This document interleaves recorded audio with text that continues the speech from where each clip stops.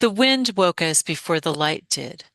Not violently, not like a storm. It was simply there, pressing along the canvas of our small tents we had been provided with for this night, moving through the thinning trees like a long breath that had traveled over stone before reaching us.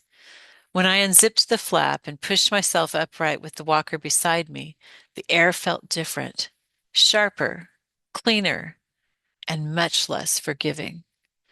We had climbed enough the day before that the forest canopy had begun to break. The river was no longer running beside us. The soil underfoot had shifted from clay dark to pale grit and scattered stone, and now the wind had come to claim the high ground. Agnes was already awake. She had worked her way halfway out of Claire's cloak and was peering at the world with an expression of personal offense. Pearl, across the small clearing, refused to face into the gusts. She had positioned herself behind Dad's pack like a windbreak and would not be persuaded otherwise. I rubbed my hands together and blew into them. Well, I said, this is brisk. Mom stepped out behind me, hair already untamed by the air. Brisk is polite. This is atmospheric judgment. Hey, I reminded her, it's your birthday. Happy birthday. She blinked, then laughed. It is, which means someone ought to present me with chocolate frosting. There was a pause.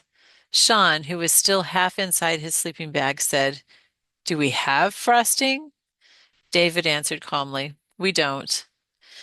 Mom looked out over the rolling highlands as though calculating logistics.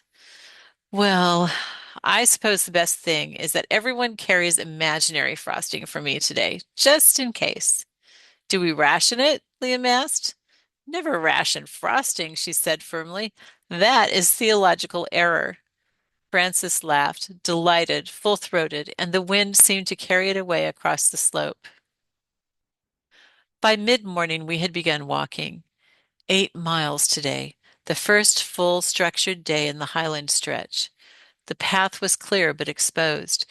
The trees thinned further, replaced by low scrub and patches of pale grass that bent in waves. The sky felt closer. The sun shone, but without warmth. Wind does something peculiar. It does not block you.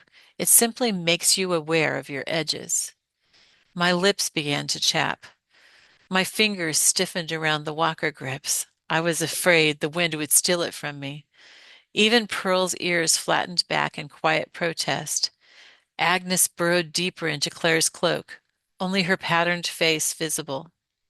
Francis walked lightly, as always, though his robe snapped behind him like a banner. After about an hour, Lucia moved closer to me. She had wrapped her scarf higher around her neck, but I could see her eyes flick toward the horizon, then downward, then horizon again. Cold? I asked. It's not the cold, she said quickly, which meant, of course, that it was not merely the cold. Before I could ask more, I saw someone crest the rise ahead.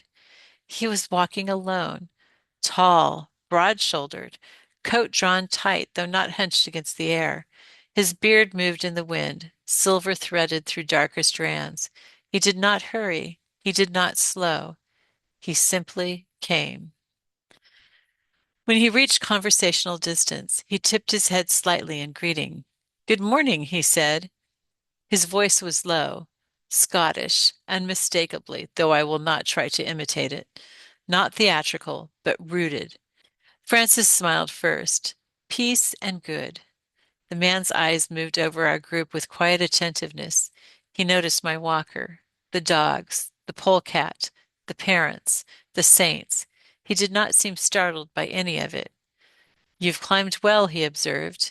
8 miles planned today, David replied. The stranger nodded. I am George, he said, and though he did not offer a surname, I knew. George MacDonald stood before us as though he had stepped out of a Highland tale and wandered onto Middle Eastern soil without the slightest contradiction. Francis's eyes lit with recognition, not surprise, but pleasure. Will you walk with us? Francis asked. For a while, MacDonald said. It did not take long. Scots recognized cadence before genealogy. MacDonald fell into step beside Dad without ceremony. They walked for several minutes in silence, boots crunching over pale gravel. Then MacDonald said, as though commenting on the sky, "Your people were hill folk." Harriman did not look at him. Moffat. No. Harriman did not look at him. Moffat. A small shift in MacDonald's expression, almost imperceptible. Ah. Mom, who had been eavesdropping shamelessly, called from behind, "Don't get him started on the tartan." MacDonald's brow lifted. "And you, madame?" "Lindsay," she declared with birthday dignity.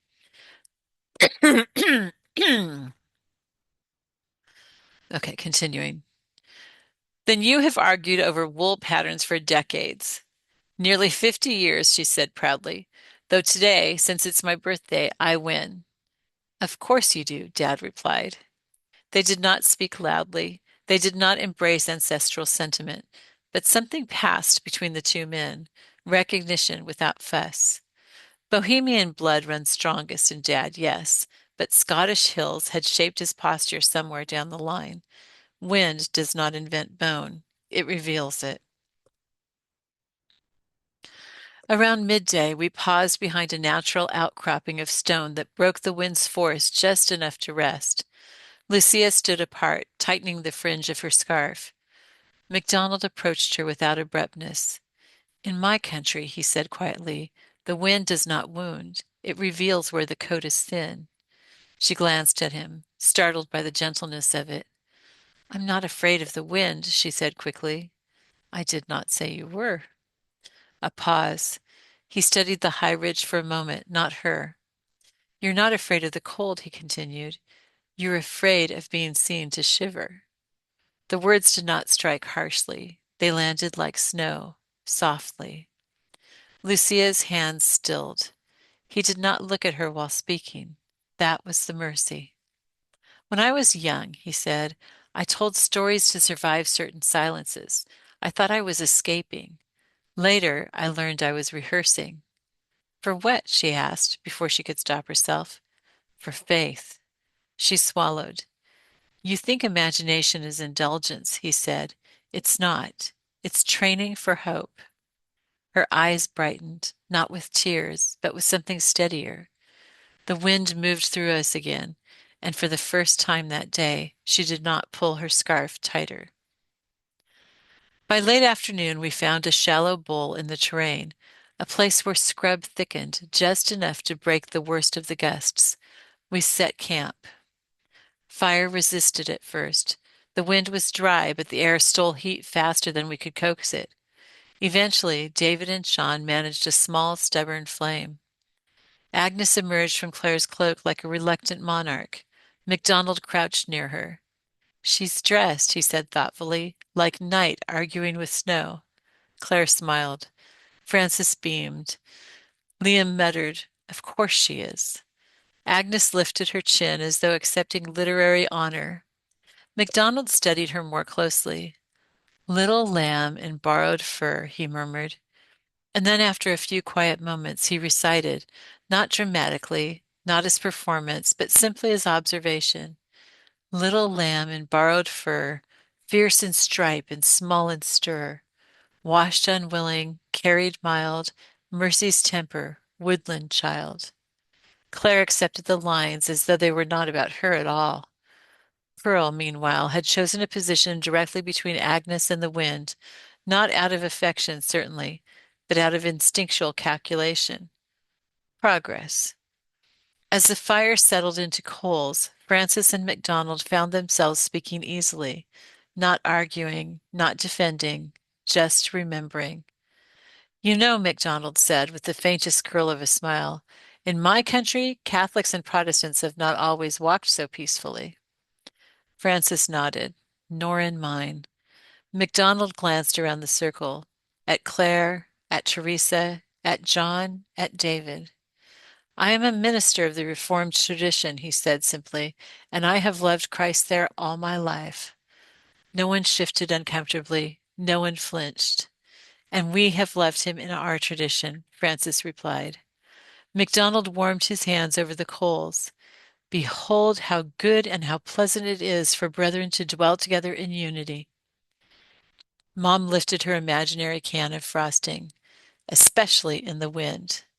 There was laughter, not at theology, but at grace. The wind moved over us without dividing anyone at all. As darkness settled, Mom announced, "Since none of you provided actual frosting, I expect ceremonial recognition." "What form?" Eva asked. Mom thought carefully. "Everyone must carry one imaginary can for me tomorrow, and whenever the wind bites you, you must say, 'This is for Joyce.'" Sean grinned. "Like penance?" "Like frosting," she corrected. Francis laughed again. "Then we shall all be very sweet by the border." Dad reached into his pack. He withdrew a small cloth pouch. Inside, wrapped carefully, was a simple ration of something brown. He handed it to Mom without explanation. She opened it.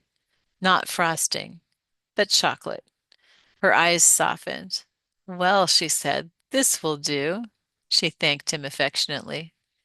We passed small squares around the circle. MacDonald accepted his portion solemnly. "Your birthday gift has traveled far," he said. "It has," she agreed, "and it will carry us further." At dawn, the wind had not lessened, but we had adjusted. Teresa stood watching MacDonald lace his boots. "You walk north?" she asked. "For a time," he said. John of the Cross regarded him with quiet respect. There are mystics who speak in fire, and mystics who speak in frost. Recognition does not require many words. "We will accompany you," Teresa said lightly. "For a stretch," John added. Francis embraced them both without sentimentality. Paths widened. Companions change. This is pilgrimage. Before leaving, MacDonald approached Lucia once more. "Do not hide your stories," he said gently. "They are not weakness. They are architecture." Then he turned to Dad. "Walk steady," he said. "I always do," Dad replied. Joyce called out, "And don't forget your frosting." MacDonald smiled. He and Teresa and John began walking ahead into the pale morning. The wind did not bow to them, but it did not push them back either. We resumed our 8 miles. My hands still cracked. Pearl still braced herself against gusts. Agnes still rode in Claire's cloak like a reluctant saint. But something had shifted. Wind does not wound, it reveals.